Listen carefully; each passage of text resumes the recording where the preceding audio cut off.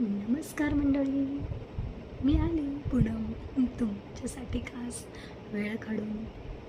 काय म्हणतात आता विषय काय कुठल्या विषयाला अनुसरून चालावं? तर आता जे पंधरवाडा म्हणतो आपण, आपला पितृपक्ष सुरू आहे, तोच विषय मला जरा बेटर वाटला. आजकाल बऱ्याच ठिकाणी वेगळं रूप बघायला मिळतं. कुठे पितृपक्ष म्हटलं म्हणजे खूप जणांना जेवू घालता, कुठे आपल्या पितरांसाठी होईल तेवढे फुलहार, फळाहार, अगदी 56 भोगसारखे पदार्थ बनवून पितरांची तृप्ती होईल म्हणून हात जोड, विनंती कर, ब्राह्मण भोजन, सवाष्ण भोजन, बापा हे वेगळे ह्या पंधरवाड्यामध्ये सुरू आहेत. आणि इतका त्या करणाऱ्यांचा आटापिटा मला दिसतो आहे. त्यामुळे माझ्या मनात एक विचार आला, आजकालचं जनरेशन बघता बरेच जण हे सेपरेट म्हणजे अलिप्त असतात. एकत्र जॉईंट फॅमिली फार कमी बघायला मिळते.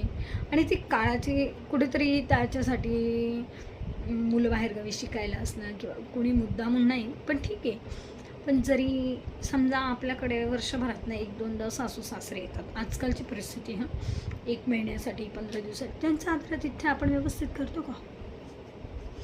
वर्षभरातून जर सासू सासरे आपल्या घरी आले तर आपण त्यांचं आदरातिथ्य प्रेमाने करतो का, हे आपण स्वतःला विचारायचं.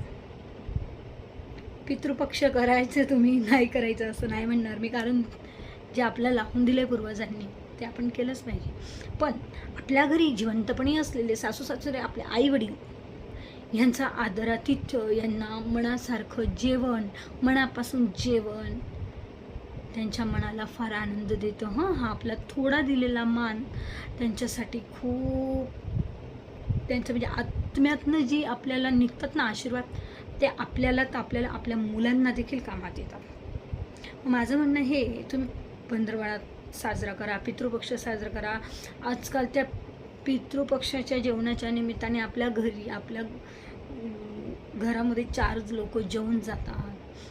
अजून आपल्या खानदेशात तर ताटं देण्याची पण पद्धत आहे.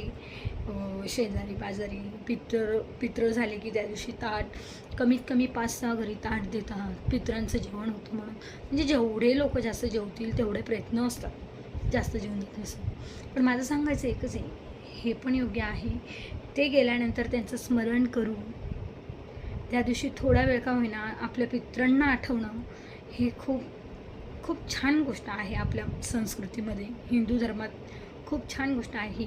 पण त्याचबरोबर आज आपल्यासोबत जे आहेत ते उद्या फ्रेममध्ये